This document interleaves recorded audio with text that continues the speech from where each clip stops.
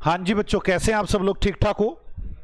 बेटे आज आपको पता है हमने जो 1 नंबर के क्वेश्चन आने वाले हैं उसके लिए थोड़ा सा काम करना है।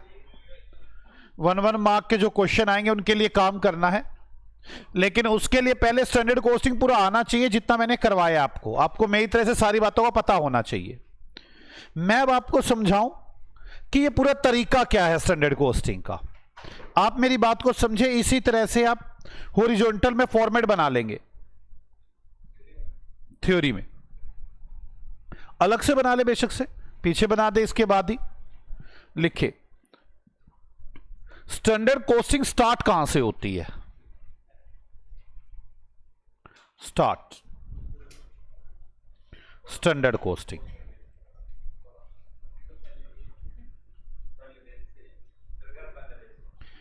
आप समझो, सबसे पहला काम setting of standard. Setting of standard सबसे पहले तो स्टैंडर्ड बनाए जाते हैं। सेटिंग ऑफ स्टैंडर्ड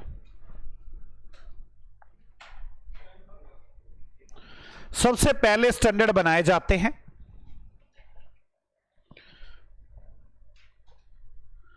हम स्टैंडर्ड कॉस्ट निकालते हैं। क्या कैलकुलेट करते हैं? Standard cost.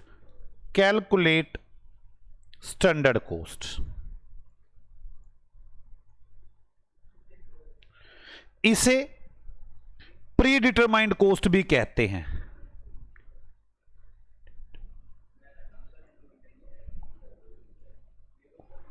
Standard cost, pre determined cost, plan cost, plan cost, ये सब कहते हैं इसे। सबसे पहले किसी भी प्रोडक्ट की standard cost, pre determined cost, plan cost, अभी काम नहीं शुरू हुआ, कॉस्ट कैलकुलेट की जाती है। उसके बाद इसको कैलकुलेट करने के कई तरीके हैं। So many methods, so many basis कह लूं मैं। So many basis are there. मैं अब आपके साथ वो बेसिस बताता हूं। अभी पहला ही काम हुआ, अभी काम नहीं शुरू किया। सबसे पहले स्टैंडर्ड कोस्टिंग शुरू करने से पहले सबसे पहले स्टैंडर्ड कोस्टिंग में क्या काम किया जाता है? सबसे पहले स्टार्टिंग के अंदर सेटिंग ऑफ स्टैंडर्ड्स को सेट किया जाता है। Pre determined cost, plan cost, standard cost calculate की जाती है। इसे कैलकुलेट करते टाइम में बड़ी दिक्कत आती है। क्या दिक्कत आती है? ध्यान से समझे।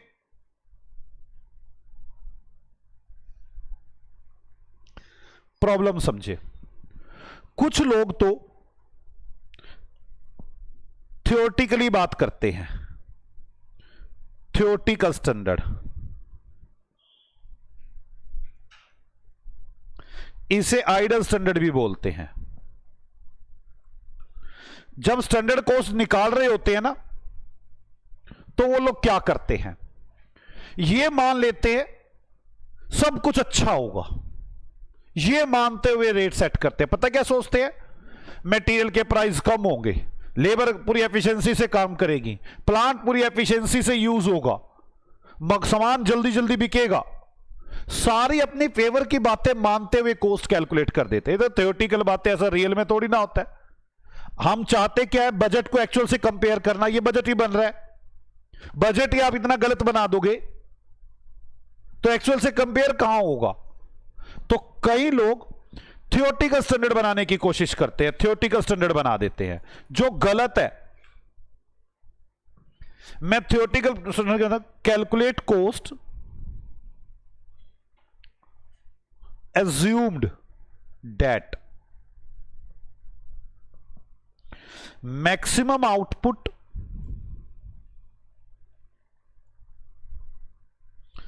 minimum cost। यार ये मान लेते हैं कई व्यक्ति, तो गलत बात है। वो ये मानकर assume calculate cost assume that maximum output minimum cost मानते हैं। Price of material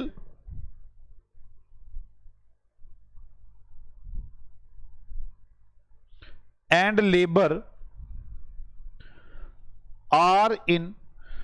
are most favourable. Most favourable मतलब सस्ता है सबसे,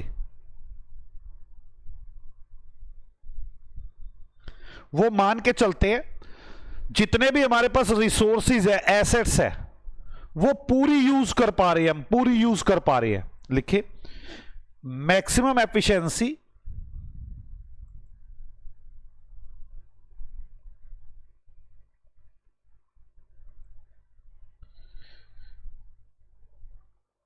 maximum efficiency is achieved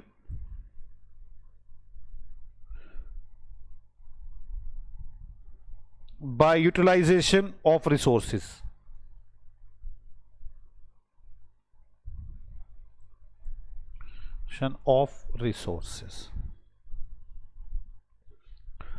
वो जो कॉस्ट कैलकुलेट करते हैं वो ये मान लेते हैं कि मैक्सिमम आउटपुट होगी, मिनिमम कॉस्ट आएगी, मटेरियल प्राइस के रेट हमारे फेवर में होंगे, सारी मैक्सिमम एफिशिएंसी होगी, सारे जितने भी हमारे पास वो हैं क्या कहते हैं उसे रिसोर्सेज है वो फुल यूज हो रहे होंगे। मेरी बात समझ में आ रही है? और बातें करते हैं। या हाईएस्ट आउटपुट अचीव्ड हमने हाईएस्ट आउटपुट अचीव कर लिए। सच बताओ नो यूटिलाइजेशन ऑफ, कोई से सीरियस नहीं लेता, ये हम प्राप्ति नहीं कर सकते। मेरी बात सोचो ना, मैं सोचूं मैं 1 लाख बच्चे पढ़ा दूंगा ये वो ओ भाई तो सब कुछ थियोरेटिकल बातें हैं, ये प्रैक्टिकल बातें थोड़ी नहीं। मेरी बात समझ में आ गई है? अब देखो लिखे no one take it seriously.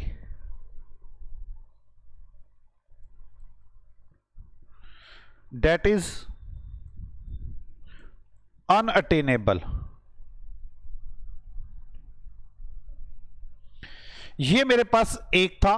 कुछ लोग जो कॉस्ट कैलकुलेट करते हैं स्टैंडर्ड, वो इस बेस पर कैलकुलेट कर देते हैं। भाई साहब वो तो क्या स्टैंडर्ड कॉस्टिंग करेंगे, वो तो एक्चुअल क्या कंपेयर करेंगे, लॉस ही लॉस दिख रहे होंगे, वहां तो काम ही नहीं चल रहा होगा, तो स्टैंडर्ड ही गलत है।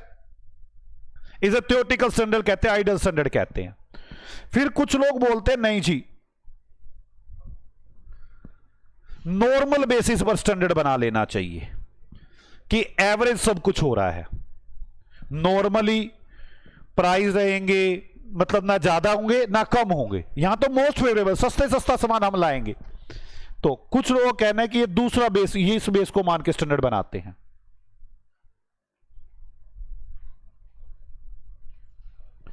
इसे बोलते हैं नॉर्मल स्टैंडर्ड। क्या बोलते हैं इसे? Normal standard.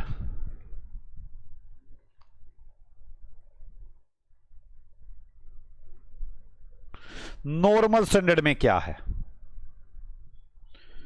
एवरेज और नॉर्मल आउटपुट, वहां तो क्या था? Maximum output minimum cost. Normal output और नॉर्मल कॉस्ट, एवरेज चल रहा है सब कुछ, मिडल मिडल है।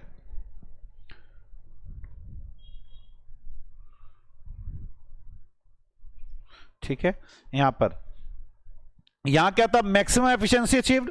यहां पर मैक्सिमम एफिशिएंसी नहीं होती, यहां पर होती है नॉर्मल एफिशिएंसी इज अचीव्ड। इसे बोलते हैं नॉर्मल स्टैंडर्ड। लोग इसके बेसिस पर कॉस्ट कैलकुलेट करते हैं, लेकिन यह भी कोई ठीक नहीं है, यह भी गलत है।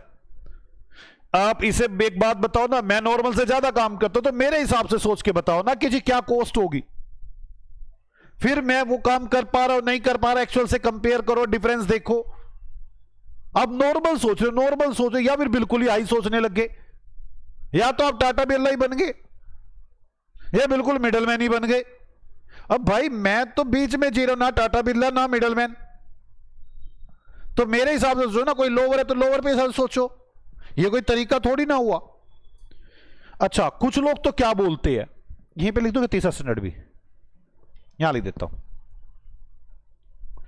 यहां लिख देता हूं तीसरा। ये है बेसिक और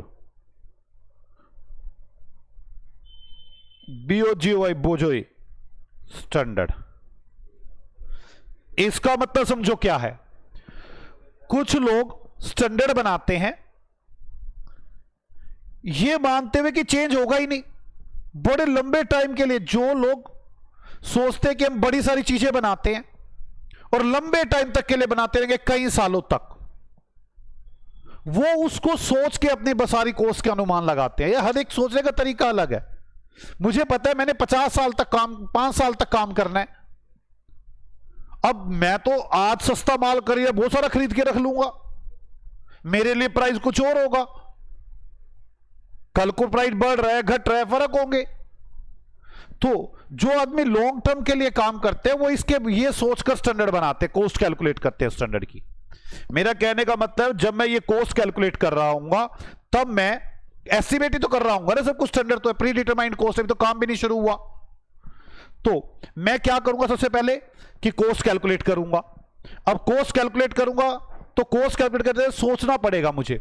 मैं थ्योरेटिकल ना सोचूं, थ्योरेटिकल समझ में आ गई, ये तो आइडियल है, अनअटेनेबल है। नॉर्मल भी नहीं सोचना चाहिए मुझे। बेसिस जो लॉन्ग टर्म वाले होते हैं वो इसे सोचते हैं। लिखिए एक बार, over a long period situation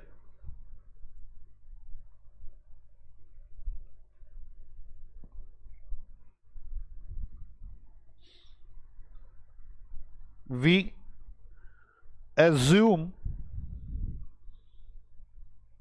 basis standard।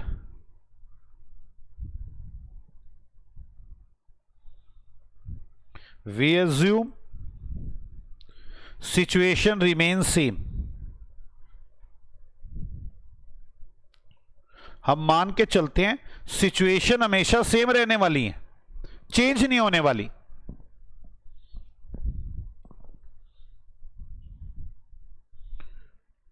used where large number of product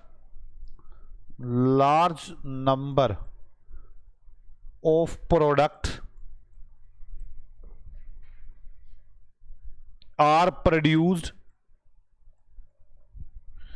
in a long time period। जब हम large number of product use करते बनाते हैं तब हम इसे यूज करते हैं। कोई डाउट? वैसे तो हमें पता है मैं स्टैंडर्ड कोर्स से क्या निकालेंगे बाद में, वेरिएंस।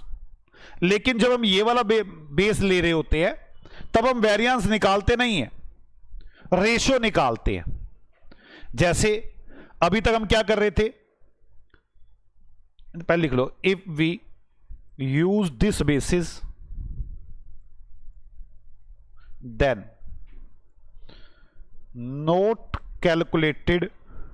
not calculate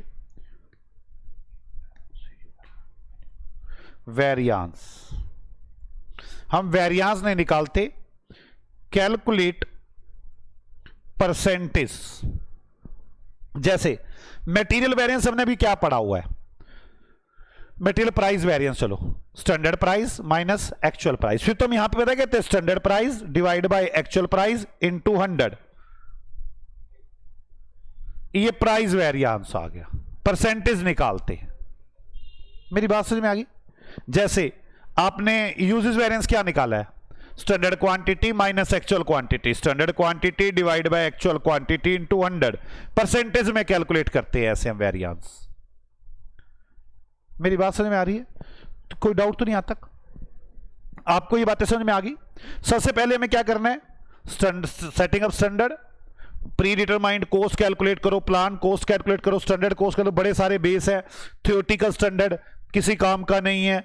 यहां पर लोग ये सोचते हैं कि मैं मैक्सिमम ये कर दूंगा वो कर दूंगा, हाईएस्ट आउटपुट अचीव कर लूंगा, कोई इसे सीरियस नहीं लेता। नॉर्मल स्टैंडर्ड में हम नॉर्मल सोचते हैं, नॉर्मल एफिशिएंसी अचीव करेंगे तब क्या कॉस्ट आएगी।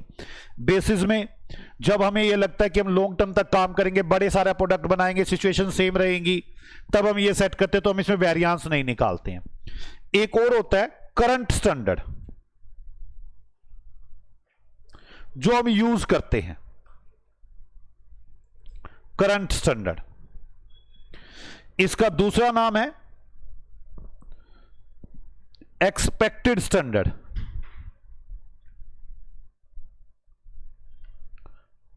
Current standard, expected standard. मतलब मैं अपनी एफिशिएंसी के हिसाब से बोलता हूं कि मैं कितना काम कर पाऊंगा। यही यूज किया जाता है वेरियांस निकालने के लिए। लिखे, ये रिफ्लेक्ट करता है, reflect the management anticipated what's the cost expected, what's the cost expected. ये मैनेजमेंट की रियल में पिक्चर शो करता है। It is used for variance calculation, it is used normally for variance calculation. सबसे पहले मुझे कोस्ट निकालनी होती है, मेरे को पूरी कोस्ट सीखनी है यार, कोस्ट कैसे निकलती है। मैं तो बता रहा हूं क्या क्या मानते हुए निकालते हैं। स्टार्ट हो चुका, जैसे स्टार्ट हुआ उसके बाद दूसरे काम पे आ जाते हैं। ये हमारा पहला काम था। दूसरा काम, हम काम शुरू कर लेते हैं, फिर एक्चुअल कोस्ट कैलकुलेट करते हैं। लिखिए, असर्टेन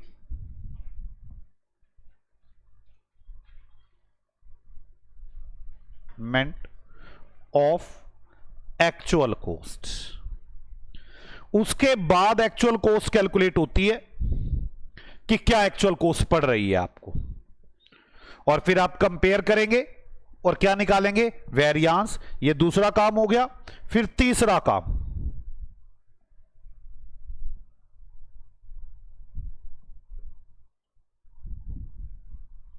कंपेयर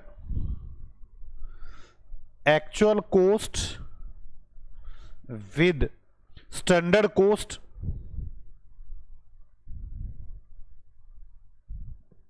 और डिटरमाइन द वेरियांस।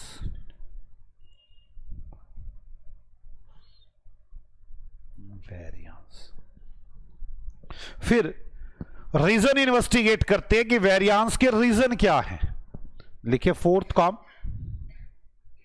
5 काम बताने हैं मुझे। Investigate the reason of variance. आप उसके बाद वेरियांस के रीजन इन्वेस्टिगेट करते हैं कि जी क्या रीजन है। कई रीजन हो सकते हैं, कंट्रोल्ड है, अनकंट्रोल्ड है, मेरे फेवर में है, मेरे अनफेवर में है।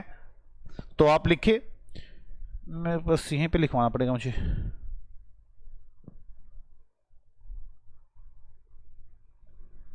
यहां पे लिख दो ना, डिटरमाइन द वेरियांस।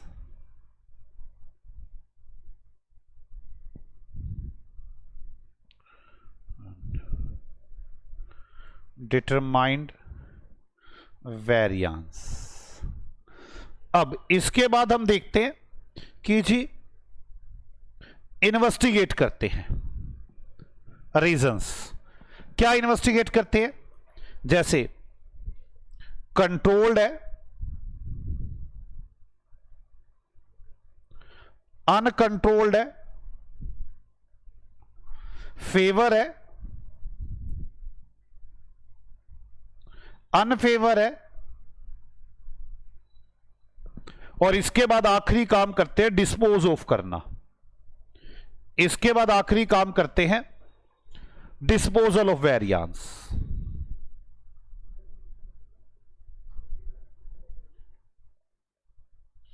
यहां पर आकर एंड हो जाता है स्टैंडर्ड कॉस्टिंग का। स्टैंडर्ड कॉस्टिंग स्टार्ट यहां से होती है और एंड इन 5 कामों पर आकर होती है। यह मैं स्टैंडर्ड कॉस्टिंग समझा रहा था कि स्टैंडर्ड कॉस्टिंग स्टार्ट कहां से होती है और एंड कहां से होती है, क्या क्या काम करते हैं उसमें। अब कंट्रोल्ड वेरियांस क्या होते हैं, मैं थोड़ा सा इसके बारे में बता दूं।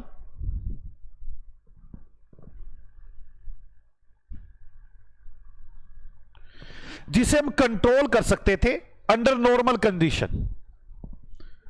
वी कैन कंट्रोल इट हम इसे कंट्रोल कर सकते थे अगर रिस्पॉन्सिबिलिटी सेंटर जैसे मैंने कहा था, मैंने प्रोडक्शन मैनेजर को अपॉइंट किया था, परचेज मैनेजर को अपॉइंट किया था, अगर वो थोड़ा बहुत एक्शन भी लेता तो we can control it if responsibility centre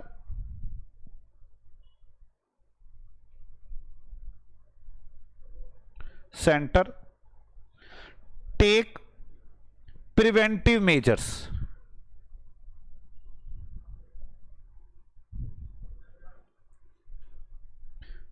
preventive measures, अगर वो जरा भी काम करता ना तो वो उसे बड़े आराम से कंट्रोल कर सकता था। अब अगर वो नहीं कर पाया तो ये मेरा घाटा है, इसे खत्म किया जाएगा costing P and L account में डालकर। ठीक है, it disposed of transfer to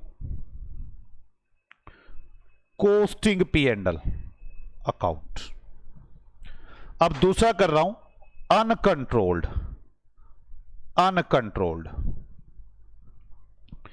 ये हम कंट्रोल नहीं कर सकते थे, चाहे रिस्पॉन्सिबिलिटी सेंटर कितने भी एक्शन ले लेता।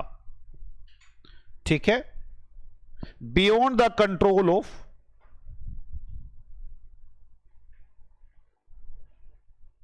Responsibility centre,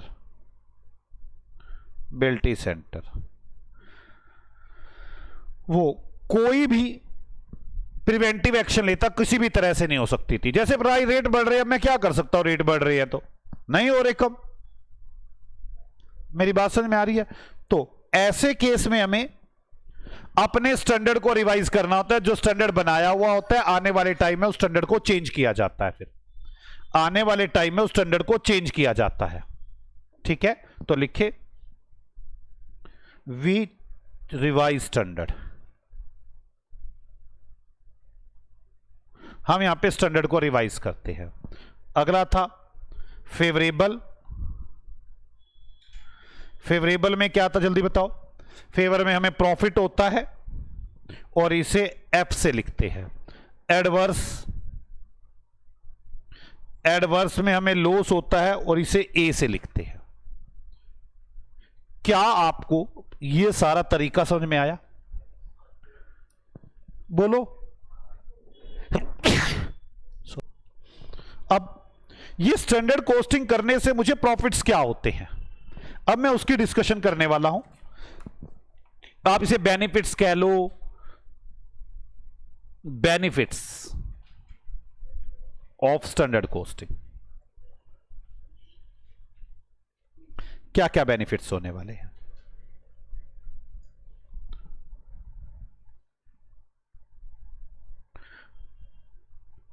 prediction of future cost for decision making. हां या ना?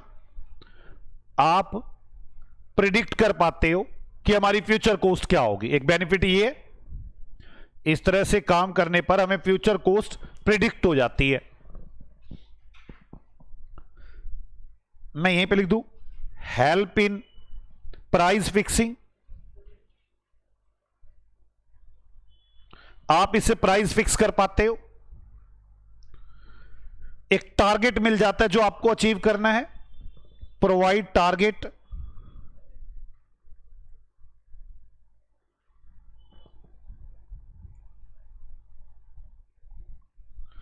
टू बी अचीव्ड, जो आपको अचीव करना है वो एक टारगेट मिल जाता है आपको। बच्चे इसी में लिख लो ना, आप अलग लिखना चाहो तो अलग लिख लो, मुझे कोई फर्क नहीं पड़ता, या इसके नीचे लिख लो, अलग लिख लो, एक ही बात है। मेरा कहने वाला कॉस्ट डिसाइड होगी तो प्राइस भी डिसाइड हो ही गया ना।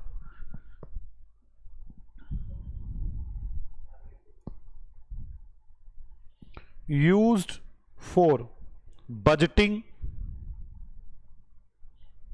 And performance evaluation. परफॉर्मेंस का पता चल जाता है। Used for control purpose, control purpose में इसका यूज हो जाता है, कंट्रोल हो जाता है कॉस्ट पर। एंटरिम प्रॉफिट पता चलते रहते हैं, बीच में ही प्रॉफिट पता चलते रहते हैं साल के। Interim profit measured and inventory valued, ये सब बातें चलती रहती हैं। नोट कर ले एक बार इसे और रीड आउट कर ले सारे को।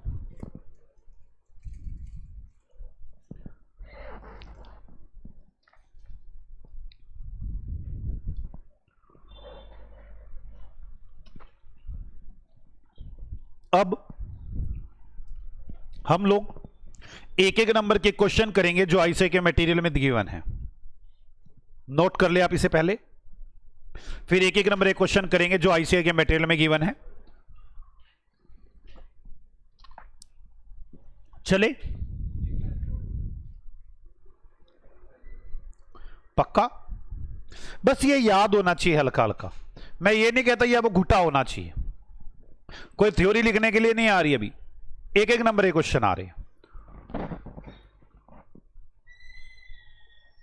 आ जाओ देखते हैं क्या क्वेश्चन स्टडी मैट में गिवन है।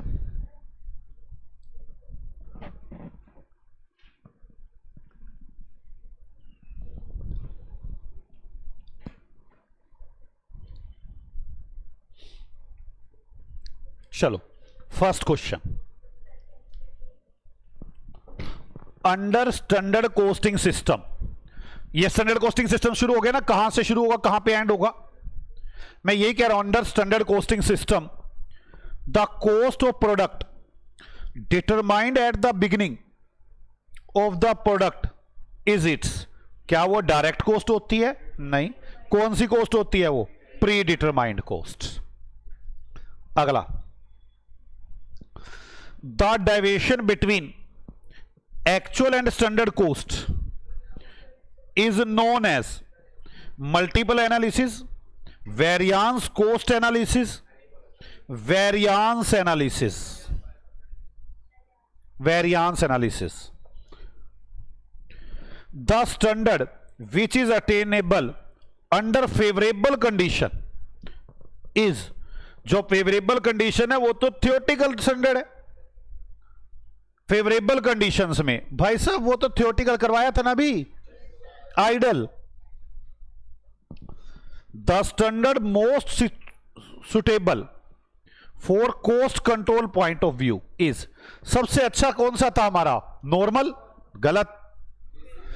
बेसिक, गलत। करंट और एक्सपेक्टेड, उसी का नाम करंट और एक्सपेक्टेड है जो मैं अचीव करूंगा। तो करंट है क्या इसमें? ना, एक्सपेक्टेड है। नॉर्मल तो तब है नॉर्मल सिचुएशन में सोचता हूं, थियोरेटिकल जो बड़ी बेस्ट सिचुएशन में सोचता हूं, बेसिक जो लॉन्ग टर्म में चलता है, जो सिचुएशन चेंज नहीं होगी। Overhead cost variances, overhead cost variance जल्दी, तो जो रिकवर्ड अमाउंट होगी उसमें से एक्चुअल अमाउंट घटा के देख लेंगे। Difference between overhead recovered on actual output, overhead recovered on actual output. अब ध्यान सोचो, यस स्टैंडर्ड अमाउंट दे रही है, overhead recovered on actual output minus actual overhead incurred, ये तो है ये। The difference between budgeted overhead, ना बजटेड ओवरहेड तो नहीं आते। Obtaining by multiplying standard overhead absorption rate, मतलब standard rate, with the difference between standard hours and actual output, मतलब standard hours and actual hours into standard rate. ना, ये थोड़ी ना होता है, नन ऑफ द अबव। तो क्या आंसर आ गया? ए। मेरी बात समझ में आ रही है? अब देखो ये पढ़ने तो आपको पढ़ेंगे ना। आगे, which of the following variance arise when more than one material is used in manufacturing of A product. एक प्रोडक्ट को बनाने के लिए एक से, देखो कुछ थ्योरेटिकल पोर्शन है, कुछ प्रैक्टिकल है। प्रैक्टिकल तो हमने एक तरह से सीखा, ये मिक्स उसमें आगे प्रैक्टिकल पोर्शन में। तो कौन सा आता है? Material mix variance. वैसे ही लोग यील्ड भी बोल देते हैं, यील्ड नहीं, मिक्स। मेरी बात समझ में आ गई? अब आगे, if standard hours for 100 unit of output are 400, 2 रुपए per hour, and actual hours taken 380, 2 रुपए 25, then labour rate variance. Standard rate कितना है? 2, एक्चुअल रेट कितना है? 2 रुपए 25 पैसे, इनटू कौन से आवर्स लेने हैं मुझे? Actual hours. 380 इंटू 0.25,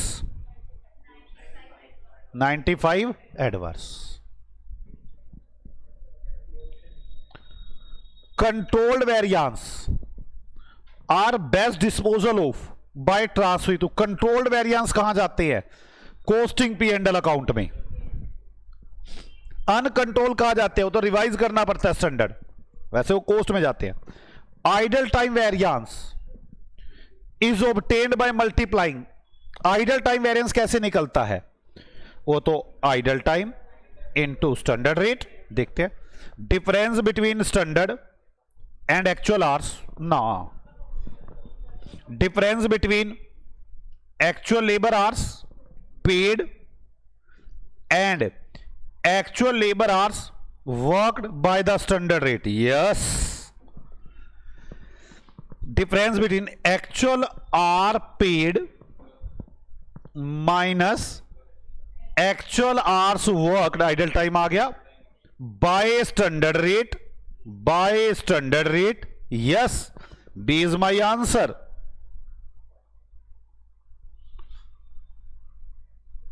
डिफरेंस है ना, देखो डिफरेंस मतलब minus actual hours paid and actual hours worked by standard rate, तो आइडल टाइम वेरिएंस ही तो हो गया ये।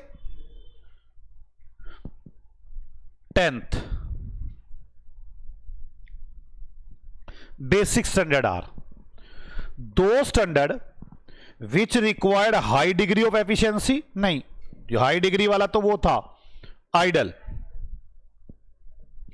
Average standard and are useful in long term planning. तो एवरेज तो नहीं लेते हम यहां पे, लॉन्ग टर्म में तो लेते हैं पर एवरेज नहीं लेते। Standard which can be attained और अचीव्ड ना, assuming to remain unchanged over a long time. Yes, that is my answer. ये स्टैंडर्ड ये एज्यूम करके चलता है। आगे खत्म। कोई डाउट? मिलते हैं आपसे अगली क्लास में। आगे बाय बाय बच्चों।